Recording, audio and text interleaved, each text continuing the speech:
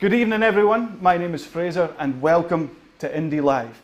Now in 1934, Edwin Muir set off on a journey. And on that journey he went through Edinburgh to the lowlands, Glasgow to the highlands, the north and northeast, and amazing, wonderful places in between.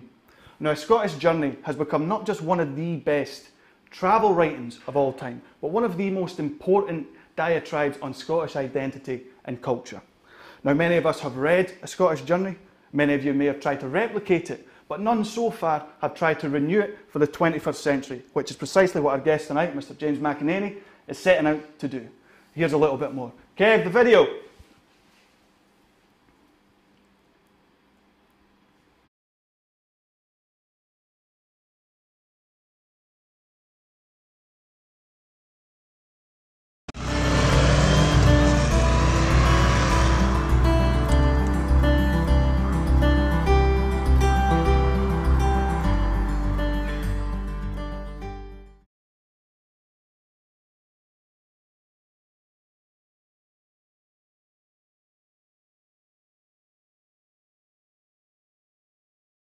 Clockwise loop round Scotland and visiting Kirkcudbright, Glasgow, Oban, Flockton, Ullapool, Orkney, Inverness, Aberdeen, and then back into Edinburgh at the end of it to try and see a bit more of what modern Scotland is.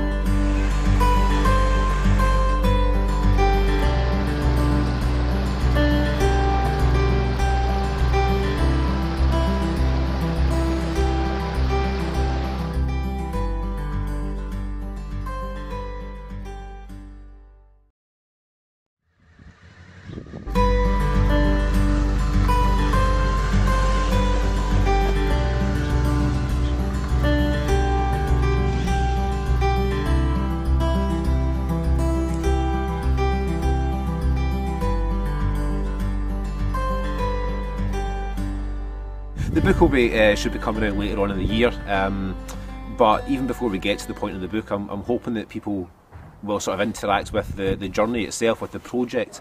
So I'll be looking for, I'm going to stay with, just people as opposed to staying in hotels and B&Bs. I'm going to have people, hopefully, write little messages on the postcards that I'm being made about what Scotland is to them. So the book at the end, I'm hoping it won't just be, my impression of Scotland as I've gone round. I'm going to try at least to incorporate as much of the views of the people that I meet as I go round as I possibly can. I think, why might they want to buy the book? I think anybody who wants to see a little bit more of what Scotland maybe is now in the 21st century, it's something that hopefully, at the end of it, it's something that will give them maybe a little bit more insight into the country, either the country they live in, if they're from here, or for people further afield, a bit more of an insight about this country that's popped up in the news in recent years, a little bit out of nowhere.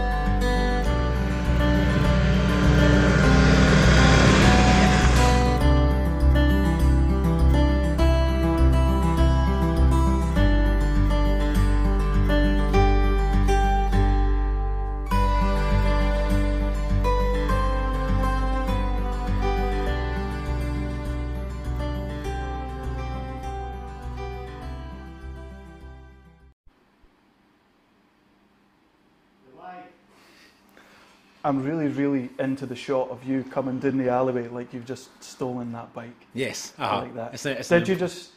No, sadly I hadn't just stolen the bike. No, that's very much my bike. Yes, my bike with all its own foibles, and it's not the original idea that I had when I first looked at this. I was going to see about maybe hiring a new bike, something that was kind of maybe like a kind of old-fashioned kind of bike to suit the origin of the story, but it was something kind of new and serviced by professionals and things like that. So it definitely wouldn't break down was the key thing. And it was actually have gone for a 1921. Sadly, no. I'm not that good that I could probably ride a 1921 bike, but it was actually. What about a push bike? No. So, no, engines are nothing. But it was actually I was speaking to the publishers actually, and it was in one day talking to people there, and he just kind of said, your own bike. I went, it might break down. I went, it might break down, but a good story. Fair enough then, okay. And I do love the bike, so I'm going to do it on my own bike. which probably isn't really designed quite for some of the roads I'll be taking it round, but what's the worst that can happen, apart from, you know, crashing and getting killed? Well, that took a very quick and early turn to pull it back on track. So, Edwin Muir obviously didn't do it on a bike all those years ago. Did it in a very different machine. Can you talk us through briefly Muir's original journey, just very, very briefly, and a sort of a parallel with your journey? Why are you doing it now? Okay. And what are the similarities? Yeah, so Muir set out in 1934, set out from Edinburgh in a 1921 standard car that he'd borrowed to go and essentially go and meet his family, who had left by sea, I think from Leith, and headed off to Orkney for a holiday, basically. And he drove from Edinburgh, went down south into the borders, kind of a long sort of running west, back up through Ayrshire, Glasgow, then up through sort of Stirling, and headed up into the Highlands, out to the west coast, all the way up and round in this wee I've never seen a 1921 standard car, but the way Muir describes it, the top speed seems to have been somewhere around about 30 miles an hour. And it seems to have required quite a bit of coaxing at various stages. He talks about trying to get it up hills at a few points, and it sounds quite interesting. And I came across it years ago. I used to teach at Arran High School on the Isle of Arran, funnily enough. And when I was there, so I went there as a probationer and was very lucky because the head of the English department, a guy called Alan Kelly, was brilliant with me and trusted me straight away and just let me teach. And then after my first year in probation, he came to me at the end of the year and said, you know, do you want to teach the advanced hire next year? And I presumed he meant, like, I was like, you know, with you? I thought, you know, we'll share a class or that. He went, no, I'm not doing anything. No, you're teaching the advanced hire. So ended up with this wee class of three students who were absolutely superb. And we ended up focusing on Edwin Muir for the literature study. And it was always poetry. Which is really interesting, and there's some great themes in this poetry. But as part of trying to learn about it all, to teach it, I picked up a copy of Scottish Journey. And it wasn't something that was part of the course or anything, but I kind of read it at the time. I was just fascinated by it because it's not the kind of description of Scotland that you get used to. You know, you become very used to this kind of, you know, overly patriotic, overly sentimental description of Scotland. It's all Scott and Heather and Glens and guys with bagpipes looking sad in the mist and stuff like that. Or alternatively, it's really certainly modern stuff. You know, a big focus on the problems in Scotland, which are obviously very real. Scottish Journey is a kind of weird blend of travel writing and of Muir's personal view. And Muir grew up in Orkney.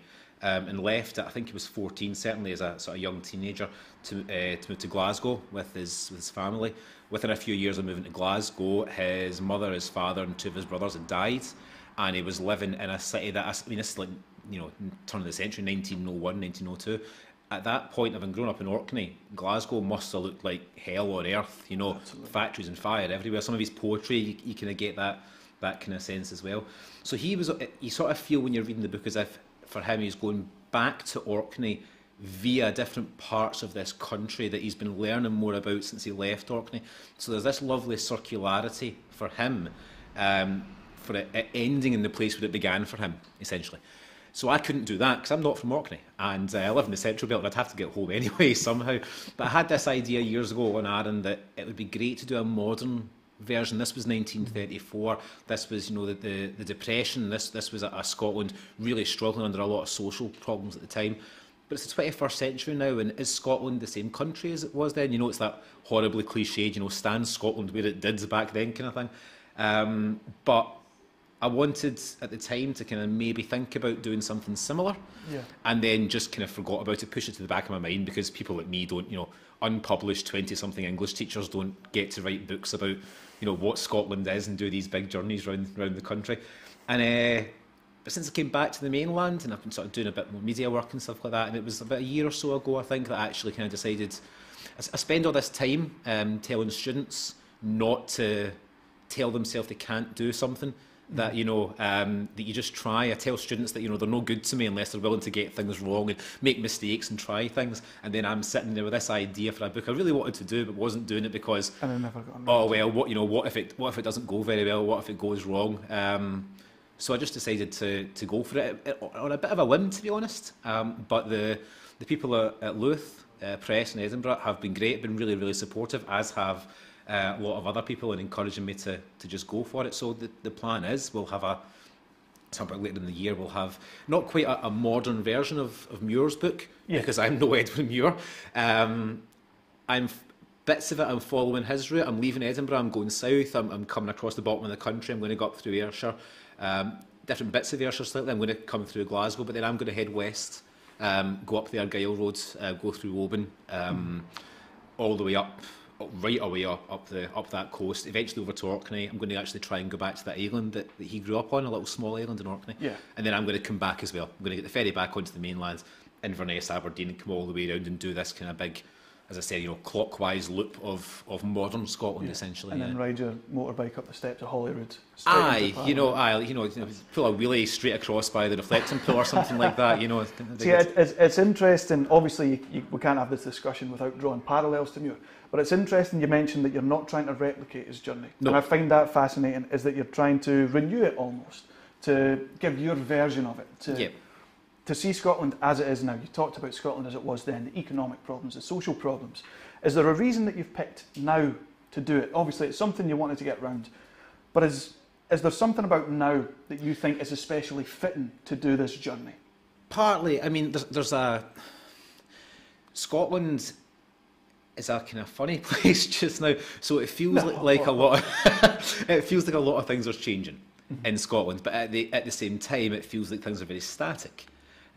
Scotland feels like, on the one hand, it's very much able to control its destiny. It's got its own parliament, which it didn't have at the time of Muir's journey. Of course. A parliament that's got more powers than it's ever had before, just now. And yet, at the same time, we find ourselves subject to essentially, you know, the vote of the whole bottom part of Britain for things like Brexit.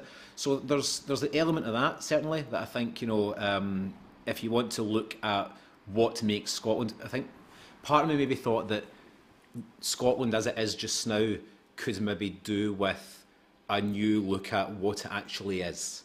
You know, that Macbeth line that everyone uses, you know, that stands Scotland where it did. But the key bit is actually after, you know, a country afraid to know itself. There's still an argument for that. You know, there's a reason that horrible cliche comes up all the time. Yeah. And in the aftermath of an independence referendum a few years ago, with still very much the possibility of another one in the near future, even if that weren't to happen, with the huge problems that we're facing with Brexit and what that's going to do, even if you leave aside the issues with Europe, what that's going to do within the United Kingdom, even if we are still there, it seemed, as I say, to me, like maybe a reasonable time to ask some of the same questions again, but definitely not. At first, I thought it might be cool to like retrace Muir's tyre tracks, and I'd kind of sat for ages, like, try to figure out the roads that he used and where he went and planned it all out, kind of thing. But the reason I didn't do it wasn't because it wouldn't be possible. It was that in Scottish Journey, Edwin Muir travels round and writes about his Scottish journey. He says at one point that, you know, this is a Scottish journey, which is where I got my title from, but a Scottish journey, not the Scottish journey. Yeah. And I felt it wouldn't be right to try and just kind of mimic what he did in his experience. As I say, if nothing else, because as soon as you do that, then your own writing gets compared to Edwin Muir, and I'm not up for that. But it had to be my own trip. It had to be something modern. It had to be something a bit more real than just trying to kind of follow the tracks that Muir laid down. Absolutely. And I think this feeds in. This is one of the things that's most fascinating about the project to me, is it feeds into the idea, and we discussed this briefly, the idea that Muir travels Scotland and it's raised repeatedly, and that there is no one Scotland. There are as many Scotlands as you want there to be, as many places as you go, whether you're looking at the east and west divide or the Highlands, and there are as many Scotlands as you want them to be. And I think at this moment in time, the idea of Scottish identity is both more distinct and more complex than ever it has been before, with the idea of post-Indie Ref politics, large constitutional politics, but even socially as well. So when we talk about Muir's original journey and the different Scotlands that he sees, what do you expect to see on your travels? Do you expect to see something similar, those kind of divisions, or do you think that Scotland has progressed beyond that into a stage where only the end of the journey will ever really tell what you might be able to see from it? A bit of both. I'm trying to go in with as little in the way of preconceptions as possible. You know, I want to go and see what's there, not what I want to see. But at the same time, sorry, James, 1 second. Can I just say as well that on whatever medium you're watching this, you can ask questions in the chat box. We'll read them out after the session at the Q&A. Sorry. So where were we there? I've lost my train of thought. There we are, many Scotlands, yeah, of course there are. So I'm trying to go without too many preconceptions, but there are certain things that we know are the case. You know, yes, there are different divisions within Scotland in terms of identity questions. There is still to this day the Highlands and Lowlands thing. There are aspects like when I moved out of Glasgow and out of Ayrshire and moved to Arran for a few years, I became very, very, very aware of how focused a lot of Scottish discourse is on the central belt to the exclusion of other areas. You know, you go and live in an island for a few years where you're a ferry away from this bit where everyone lives, and you notice that kind of division as well. So I'm sure those things will be there. This is very, very tangential. But watching the documentary about the trains that was on just last night, someone coming from Dundee listening to all these central belt grievances about the trains. Right. Immediately I'm going, oh, you've got trains that get you from A to B everywhere in the town. That's phenomenal. Well, you're from Dundee, so you'd understand this, aye. It's a deep-rooted thing for you. Yeah, absolutely. You've got trains, privilege. Yeah, I mean, I suppose an aspect to that, yeah, so you've got, you know, there's still that central belt divide, there's the Highlands and Lowlands, there's still the whole thing between, you know, Glasgow and that lesser city out to the east.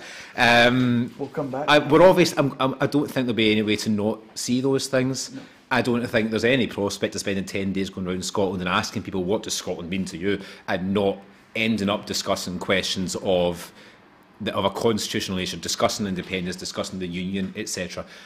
But I'm not setting out specifically to deal with that. So it's not a book about independence. It's not a journey about independence or the union. It's not about, you know, painting a picture of Scotland as this, you know, divided nation or anything like that. These things are all part of what Scotland is. But there'll be no way to avoid them.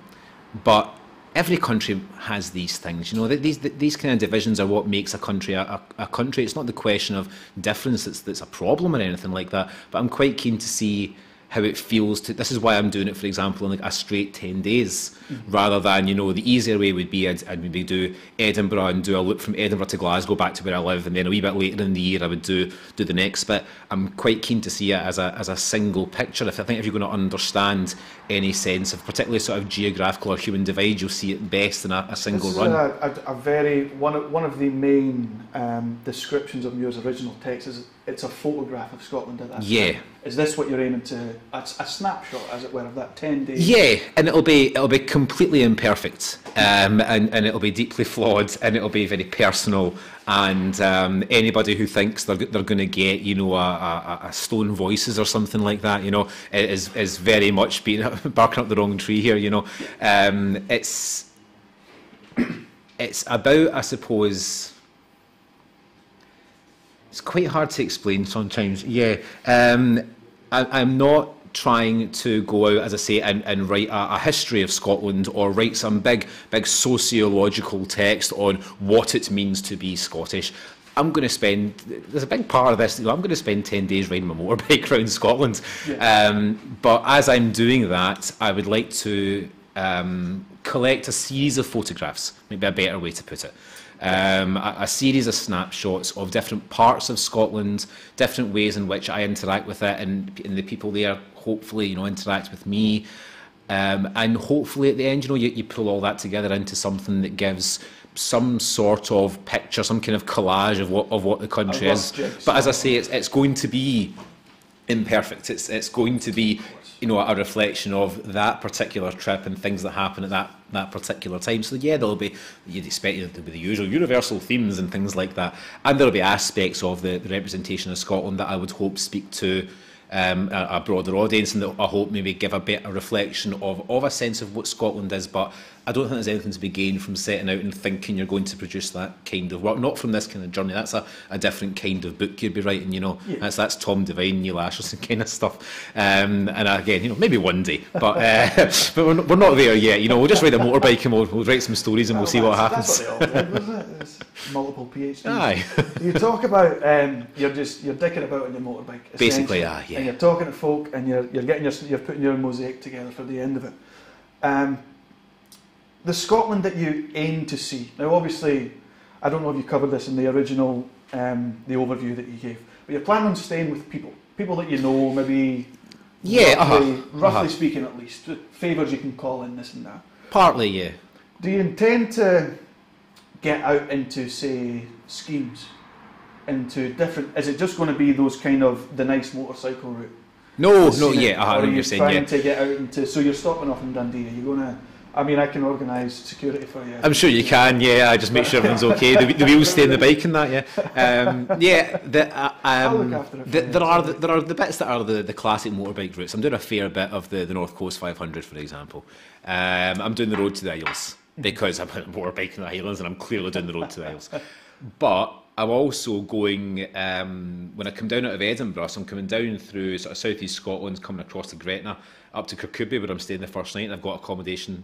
Someone that I don't know. This is the best part. This is what I really want. Someone I don't know has offered to let me stay with them in Kirkcudbright on the first night, which is great. And then I'll be riding. How does that come about? Just putting it online and just basically asking, you know, is there anybody out there who fancies? And again, I mean, this is the thing. I'm still looking for somewhere to stay in Oban, Plockton, and Ullapool, and maybe Inverness. So if there are people who are, you know, want to be involved, would be happy to help. That'd be grand. But on the second day, I'm coming out of Kirkcudbright, coming up onto the Ayrshire coast, and basically going to follow the coast all the way up there. So you start off in South Ayrshire. It's quite nice up by Maidens and stuff like that.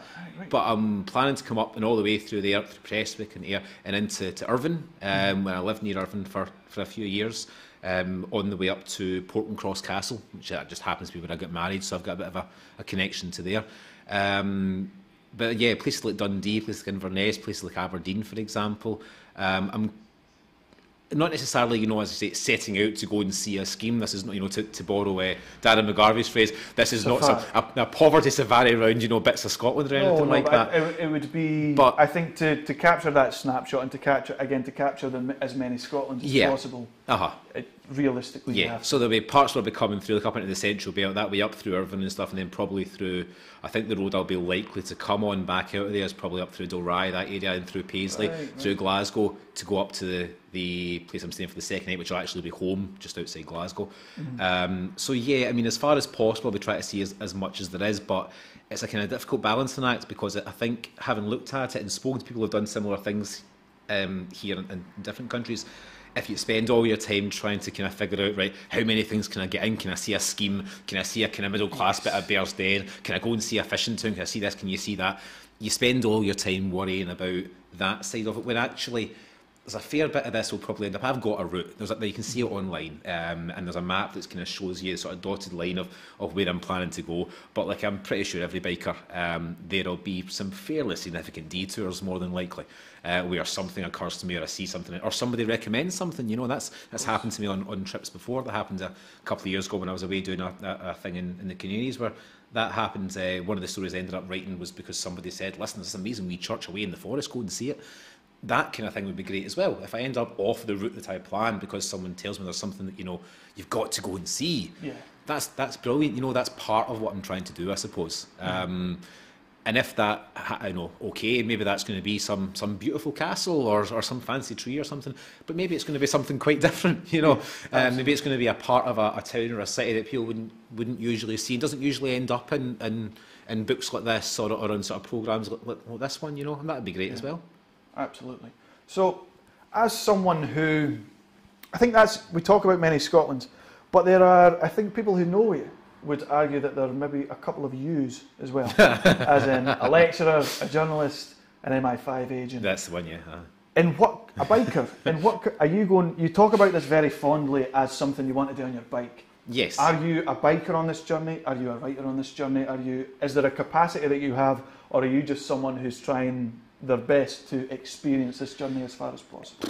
Definitely a biker. A big part of the biking thing, the reason I've loved bikes for so long has been able to do this kind of thing. When I left uni, so I just sort of drifted off into Europe for a month, I think, on my motorbike by myself, because I was fried and I'd had enough and just wanted to go away and do something, you know. And that was great. It's still one of the best things I've ever done, that trip away through France and Spain for a month. Crashed in Andorra. Always good. So there's a big part of the biker, I suppose, is going. Yeah, the writer's going as well. But I mean, a lot of my work, a lot of the writing that I do is you know, it's investigative journalism stuff. It's, you know, FOIs and all these kind of things. This is something.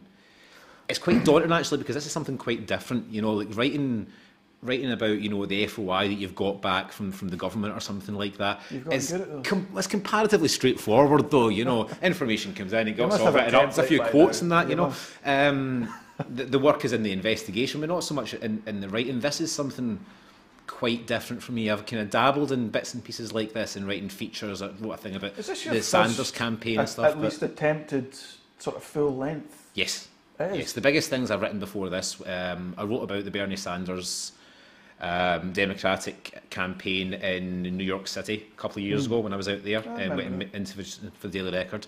I've wrote a couple of things about La Gomera after the forest fires a couple of years ago. We feature for Celtic Connections and stuff like that. So I've done bits and pieces, but I've never written anything this kind of length. This is the first time I've tried to do something that's not, you know, a one-off article or something like that. It's definitely the most ambitious thing I've ever done. It may well turn out to be wildly too ambitious, but you know, you've got to give it a shot. You know, so it's.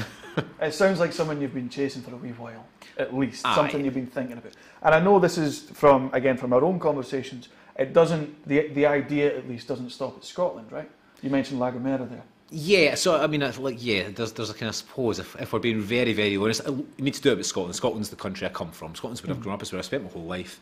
If you're going to go and see a country, then it makes sense to start with the one that you're from and try to actually see it, try to see it differently. Which is very much the case. But there is something, I suppose, in me that likes there's the idea of this way of seeing a country, and it's not just the travelling through it, because the travelling through anywhere is brilliant. And motorbikes are, for anyone without a motorbike, trust me, motorbikes are the way to do this. You have a great time, you meet wonderful people, like when I crashed in Andorra. But it's, I suppose, kind of long term, it would be nice if this one went well to maybe see if it was something that could be done other places as well. Partly contrasting other places with Scotland, you know, like La Gomera is a place that I'm particularly attached to for various reasons. It'd be great to go back to somewhere like that and maybe do something similar. But I think if you're ever going to try and go somewhere else and look at another country and try and find sort of nuance and find different angles to that, I think it's only right to start on your own, to start the place that you theoretically know, because we all know Scotland. You grow up here, or if you've come here, you know Scotland. There's a particular a particular view of Scotland, a particular kind of colour to the place that suits your view of it. You know, and it's not always necessarily completely positive. You know, Scotland is not some wonderful utopian land of milk and honey or anything like that. It's by no means better than other countries. But this is where I'm from, and I think it wouldn't feel right to do it anywhere else the first time. I want to see here, and particularly now, again, you know, I think this is the right time for something like this to happen. Absolutely. I'm inclined to agree with you. The final question from me, I've only got one left written down, then we'll take a couple from the audience. Do you, I apologise if I'm not allowed to swear, Kev, but do you agree with Muir and... I can or can't? You can. Oh, smashing. Good. Okay. Magic, let's make this much easier now, yeah. And I'm apologising to any potential offended viewers just now. In fact, no, I'm no. Do you agree with Edwin Muir and most normal people that Edinburgh is shite? Not really quite said it was shite. It has a bit of a go. He has a bit of a go. Edinburgh's, you're not unfamiliar having a go at Edinburgh yourself. Well, Edinburgh's not my city, put it that way. You know, I didn't grow up there. Is there a reason that you're deciding to end up in one and not the other? Yeah, actually. So I actually so the first idea was I'll follow Edwin Muir. I'll leave from Edinburgh. I'll follow the same roads. I'll end up in Orkney. And then, as I say, it occurred to me, well, can I stop in Orkney? What am I going to do? Just hang about in Orkney for the next 20 years. So I need to come back anyway. Might as well put that in the book. And then I thought, well, if I'm going to change that much, maybe I should go the whole way. Maybe it makes sense to start and end in Glasgow, because that's where I'm from. Maybe that'd be more my journey. The reason I'm starting and ending in Edinburgh, and specifically starting and ending in one bit of Edinburgh, is because of the thing that's in that bit of Edinburgh, and it's the Scottish Parliament. Yeah. If you read Muir's work, he talks a lot about things that could improve Scotland, and there are questions about, is that socialism, is it nationalism, is it a mixture of both? But one thing that's obviously missing from Muir's Scotland, that isn't missing from Scotland now, is the Scottish Parliament, and it's not even just that it's here now. So I'm 31. You're obviously a mere boy at 27, yeah. But so I'm 31. I don't really, remember or have a clear sense of a Scotland that didn't have its own parliament. I went to high school in 1998. My entire sort of teenage, adolescent, and adult life has happened in a country that's had its own parliament, and that changes things. That changes the way people view things. In Scotland, the political centre of gravity is definitely now Holyrood. Yeah. There's no question about that. Westminster has still got a huge amount of influence over Scotland, but this is a country that, in terms of politics, and arguably, although it probably shouldn't, culturally, revolves around this building, this thing in the heart of Edinburgh, between those two big hills. And I think, as much as it would have been easier to start and finish in Glasgow because I live there, and it might have been a bit more appropriate for me individually, the country I'm trying to travel through just now, I think, to do that justice, starting and finishing on the steps of the Scottish Parliament, which has quite clearly fundamentally changed Scotland and will hopefully continue to fundamentally change Scotland. The Scotland I want to see is one that is still quite radically different, but driven by changes that are happening in that Parliament, not the one 400 miles down the road, Absolutely. So it made sense, I think, to incorporate that into what I'm trying to do, if only because it represents the clearest sign, I think, of Scotland as it is now, and Scotland's sense of itself now, which is different from the way it was in the 30s when Edwin Muir travelled through it, and when he saw a similar country. He saw industrial decline, he saw towns that were really struggling, empty glens, a lot of the same kind of stuff. Yeah. But there's this big, glaring beacon of a difference, and it's that mad, weird, strange building that I've been lost in several times out in Edinburgh. So I wanted to start and end there, even though it meant having to start and end in Edinburgh, and even though it meant having to ride a motorbike through the old town of Edinburgh, which to this day is one of the worst experiences of my life. Honestly, crashing in Ayrshire was nothing compared to trying to ride a motorbike over those cobblestones. I don't even know what road I was on, but I was there a wee while ago, and I had it was an event, certainly, but worth it, I think, for what I'm trying to achieve. So it should be fine. And I'm sure Edinburgh's lovely if you grew up there, or if you live there. It's just that I was saying to you before, one of the early memories I've got of my papa, who's sadly dead now. Years ago, I must have been a wee tiny boy. It was in the house that they always had, I remember, and he was standing next to his chair that was his chair. Nobody else sat in that chair. And I remember somebody saying they were going to Edinburgh, and he was just standing and just kind of laughing. He was a Glasgow man, grew up in Springburn, saying, Edinburgh, what are you going to Edinburgh? Nothing in Edinburgh, but there is something in Edinburgh, even stripping away all the issues that they say, read Scottish Journey, all the issues that Muir identifies with Edinburgh as a city. There is something there that is absolutely fundamental to the Scottish psyche now, I think. And I wanted to put that front and centre, I think, of the way I was trying to kind of go about looking at a modern Scotland and a different kind of Scotland. I think on that note, I have no more questions. We'll end it there. I do believe we've got a few audience questions there. Yeah, I've got 2 questions. Oh, hang on, take one from you as well. There's 3 questions for you. Thank you very much. Just get a wee drink of water if you don't mind a little wee try. It's a special bottled water there.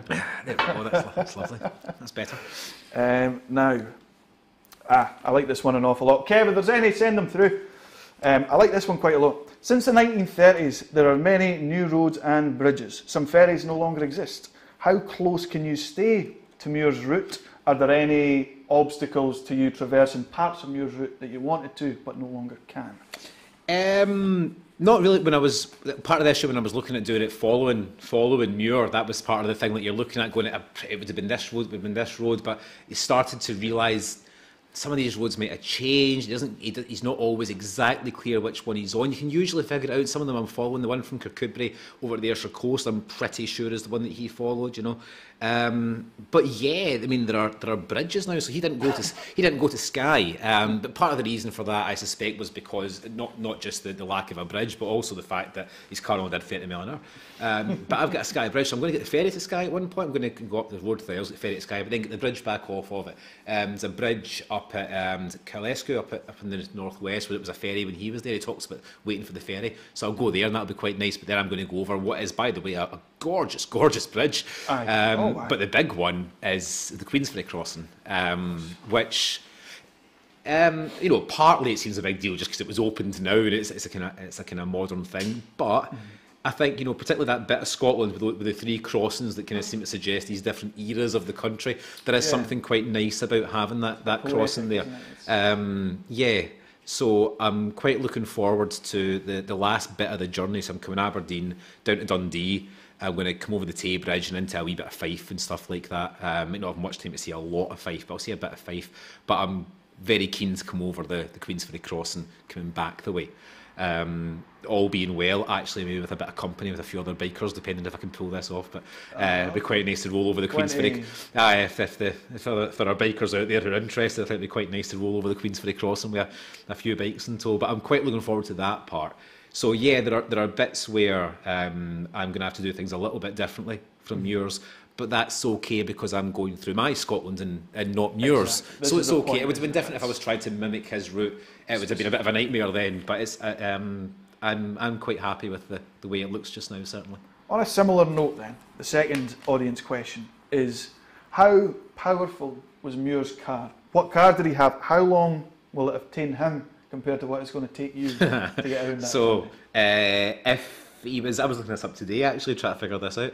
If he had the car, document of exactly how long he took to do this? It's just popped in my head. I figured it out before. Yeah, cause you do get it from the book, but the car was about 11 horsepower, right? So to put that in some kind of context, my first motorbike was a 125. This is 1934, remember? Yeah, so my first motorbike was a 125cc Honda, right? This toty wee thing, with an engine not a great deal bigger than a big iron brew bottle, and it was similar horsepower to that. The bike I'm going on is a VFR 800, slightly older version, but it's meant to have about 100 brake horsepower. Mine probably isn't quite up there anymore. It doesn't feel quite 100, but what I'm travelling on is quite a different machine from what he was on, certainly. But I suppose that was partly why I felt okay about adding distance. So coming out of Glasgow, the easy way to get up north would just be to shoot straight up the roads, but I'm on a motorbike, I've got a bit more time, I can go a bit faster, so I can go around the Argyll Coast Road, for example, I can go see a bit of Skye, and do stuff like that. But yeah, it would be great to do it in something like his. Maybe one day, if you're guaranteed the weather, in particular a wee 125 motorbike, zipping around 1,300 miles of Scotland could be a bit of an experience, but you know all about it by the end of it, your legs would be absolutely broken by then, I think. But maybe one day, Maybe one day. What have we got for this final question? In the 1930s, working class people would have found it difficult to travel through some private estates. Did Edwin Muir have similar difficulties? As a working class socialist man, will he have struggled in certain areas based on his politics, based on his background? It doesn't seem that way. I mean, he's travelling through and he's seeing sort of what he comes across. I dare say if he tried to do bits of walking and stuff like that, then he'd have seen a bit of a different country. But because he's on the roads, it changes a bit. That being said, there's a bit where I'm coming. So when I'm coming down out of Aberdeen and sort of down by Dundee and sort of south of Dundee, that kind of area where my sister-in-law lives near Inchture, which you would know up for your neck of the woods. one of the things, and it wasn't even my idea, it was a mate of mine, Jimmy Maxwell, that some people might know. He's away in Canada now, unfortunately, but he sort of raised this with me, this kind of idea that, like, you know, a trip through Scotland, even unintentionally, you know, is going to take you from, like, you know, some sort of struggling towns, maybe like in Ayrshire, old industrial towns, old mining towns, for example, and at some point, whether you try and kind of, you know, wander through a Laird's Land or not, you'll be coming through bits of, say, like, you know, rural Perthshire and stuff like that, which are very, very different parts of the country, very beautiful parts of the country, and great riding roads, yeah. But going to see, you know, a very different side to Scotland, or a different construction of the idea of Scotland might be the way to phrase it, I think. So Muir, you don't really see much of that in there, but Muir certainly, there's no hiding his political views throughout it. Muir was a socialist. Muir had very, very particular views in that regard back in the 1930s. There's interesting questions about the interaction between socialism and nationalism that are still actually, I find, quite sort of interesting today, to be honest. I still think it's something worth reading. It doesn't seem out of date or anything like that. No. So you don't really see so much of him kind of struggling because of it. But you do see, I think, a particular snapshot of Scotland which incorporates the kind of things that I think you're getting at. And it'll be interesting to see if I come across any of that. Obviously, that could, you know, well, I don't know. And that, James, in that respect, when we talk about, especially, we know, I suppose you yourself know better than a lot of people, within the nationalist movement, the socialist, nationalist sort of, that grinding, difficulties, that friction. Yes. Muir's writing about it then.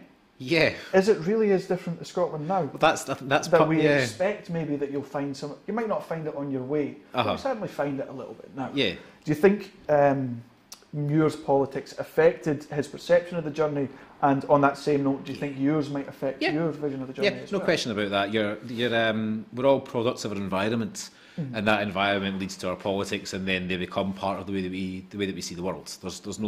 There's no getting away from that. There's no reason to get away from it either. You know, it's not a problem. No, it doesn't have to be but you definitely you see that in Muir's interpretation of what he's looking at, and when he sort of diverges at points, it's part travel writing and part sort of polemic. It's in part reflection on a nation. And particularly at those later points, you really see this, the influence of his political views. And if you know a bit about his background and his poetry in particular, you know, says the English teacher, you know, read the poems. But if you know a bit about all that, you start to see how all of that interacts. So I'm sure that'll affect my view of it. But in the same way, you know, Muir arguably had a massive advantage over me in that he was more of an outsider to the Scotland he was travelling through than people might necessarily think. He describes himself as an Arcadian first. He actually, at one point earlier in the book, he's talking about, you know, he's an Arcadian and a Scandinavian.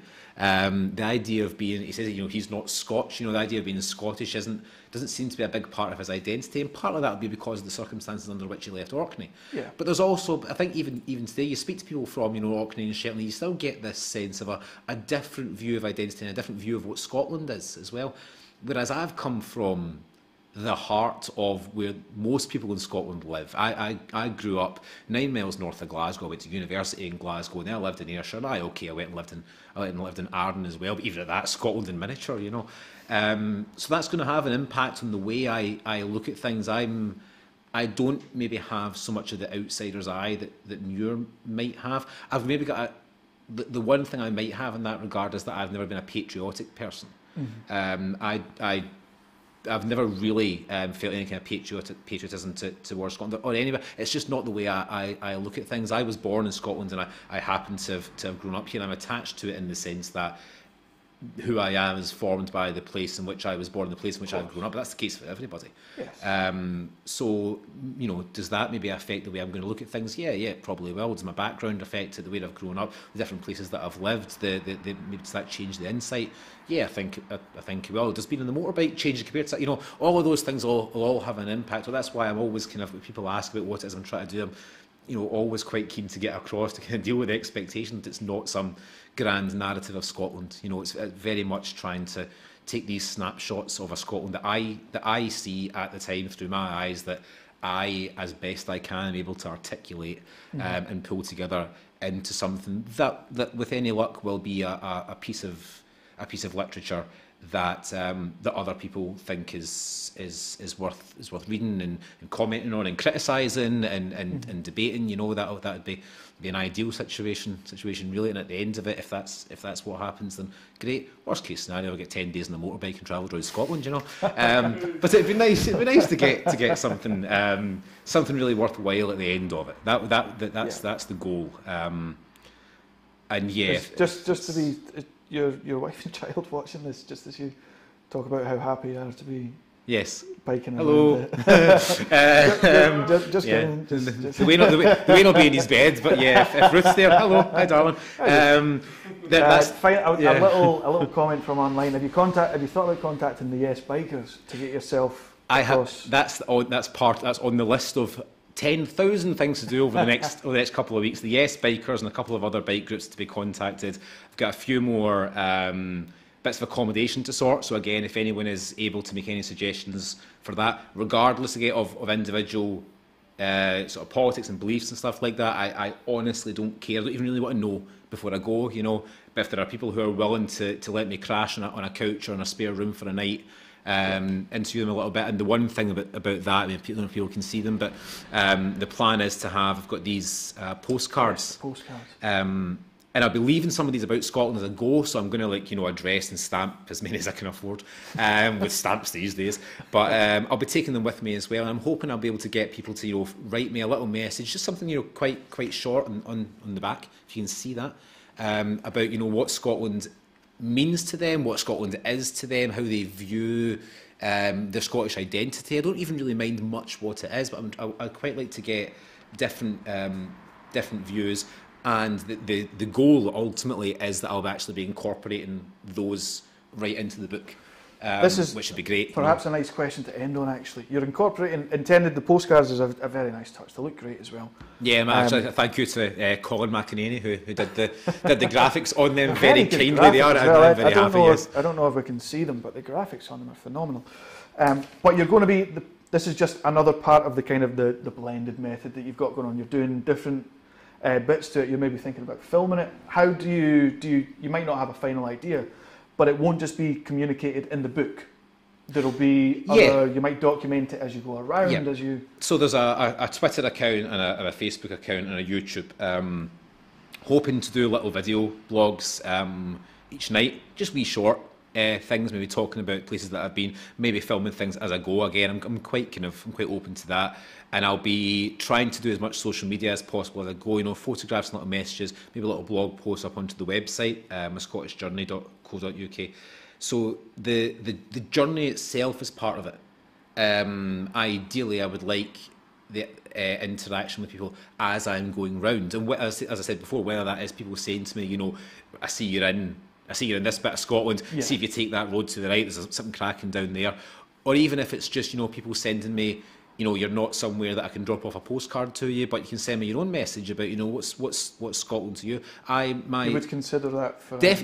my end view of what the book looks like inside is very, very, very open. I'm not even particularly attached. I'm not even especially attached to the title. The title is the project itself, but, I'm trying to be as open as possible about it. So if, for example, as I'm going round, there are tweets and Facebook messages or whatever coming in, kind of comments on videos or whatever, that are helping me to understand how people view the country they live in, and particularly how they see their relationship with that country, or people further afield. It'd be great if there are people in different countries talking about, their experiences of Scotland, or maybe like family history, whatever it happens to be. I would love to be able to incorporate that into what I'm doing, whether it's a whole section of the book about social media comments that becomes a bit on its own right, a chapter, or whether it's bits that I'm dropping in because I was going to a particular place and a comment came in and I used that to inspire something. I don't really mind, but it would be great if that kind of interaction was going on throughout it. I can write about what I think Scotland is, and I can describe the roads that I go down and stuff like that, and that's great, and that's what Muir did. But one of the big advantages in the 21st century is connectivity and communication. And there's something that Muir didn't have, and something that people have tried to do similar things to Muir. So there's a book called Invisible Country, for example, that I'm sort of been reading through. That's great. There are other versions of this idea of the trip through Scotland, but one of the huge advantages that I might theoretically have is this ability to interact with people who are not in front of me as I go. And that could be something very powerful. So if people are interested at all in the journey, if they're interested in the book, if they want to make recommendations or ask questions or anything at all, send me tweets, send me emails, go on the website, send me messages. That's a big part of what it is that I'm trying to do, and it would all be very, very much appreciated. So comments, questions, general abuse, all of that's very, very welcome. And yeah, it'd be great to be able to do a bit with that too. Definitely. I think that's an important part, and on that note I think we can probably bring it to a close, is that the journey itself is going to be as much about what you see as who you meet. Yes. The people along the way. Come and say hello. If you see this guy padding about your town or village with a big green, kind of battered looking Honda VFR, looking a bit lost and dishing out postcards and that, come and say hi. Give him money, probably. If you want to pay for a pint or something, that'd be grand once we've stopped, obviously. But yes, definitely. If people want to be involved in any kind of way, letting me stay with them for a night, saying hello as I go by, giving me a wave in the road or something at all. I don't want to ride. I don't want to feel like I am just out on a bike ride down some roads in an empty country. Scotland is one of the things Muir says is that Scotland has a human, north, south, east, and west as much as a geographic one. The human aspect of what Scotland is at least as important as the geographical question. And the more people that I can speak to and interact with, and even just smile at as we go by and say hi, the better it's going to be for me. It'll be a better trip, a better book at the end of it. So yeah. And if worst comes to worst, you can get yourself a very attractive free postcard to send to someone who's not James. Yeah, that's right. Write your own address in the back of it. I'd really right. As long as it's out there. I think we've got time for one more question.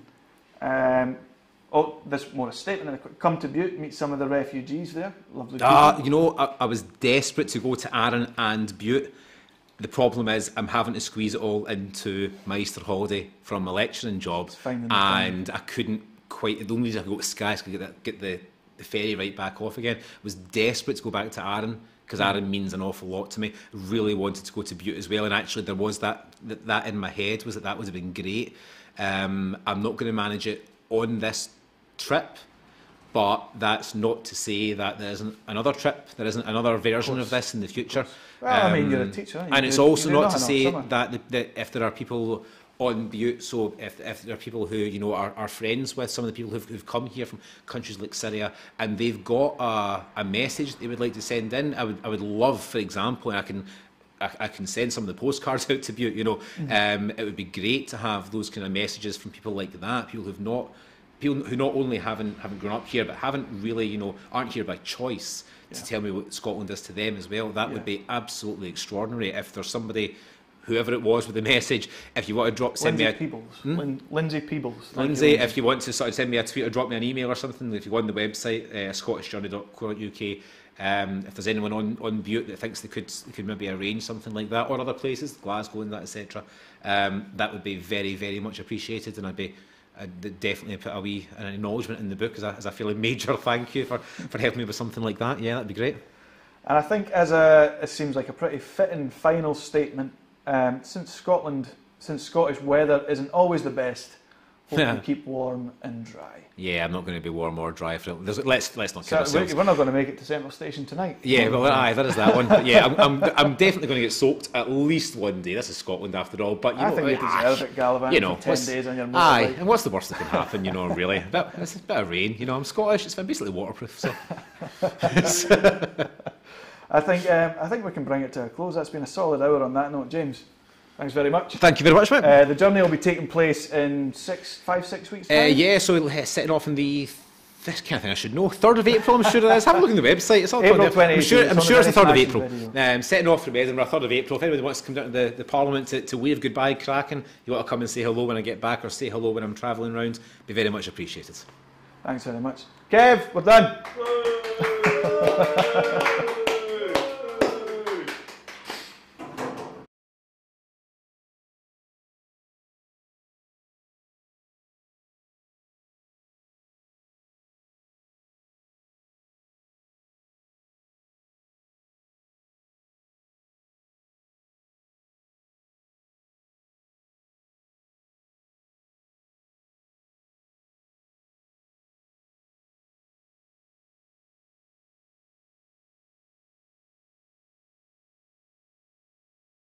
Hi everyone, I'm James McEnaney. I'm a lecturer and a journalist, and on the 3rd of April this year I'll be setting off on a Scottish journey, a 10-day, 1,300 mile trip around Scotland on this bike here, and I very much hope you'll join me.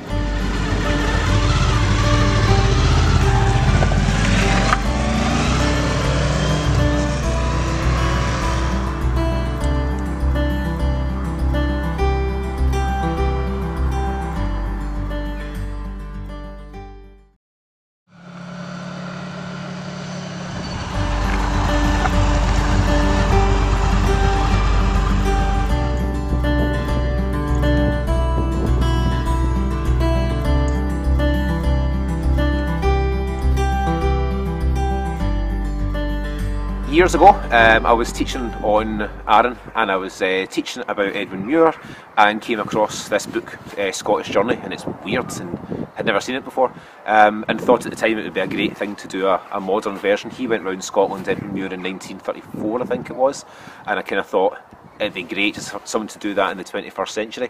And then the idea kind of floated away for a long time, as they do, and it came back around about a year or so ago, and I kind of decided that Scotland's at a point now where things feel like they're changing a lot, but also where they seem quite static, and it's a bit of a difficult time for Scotland. But it's also a country that, you know, I want to see a bit more of at this point. So the idea is simply that I'm going to set out from Edinburgh. I'm going to do a 10-day clockwise loop around Scotland, and visiting Kirkcudbright, Glasgow, Oban, Flockton, Ullapool, Orkney, Inverness, Aberdeen, and then back into Edinburgh at the end of it, to try and see a bit more of what modern Scotland is.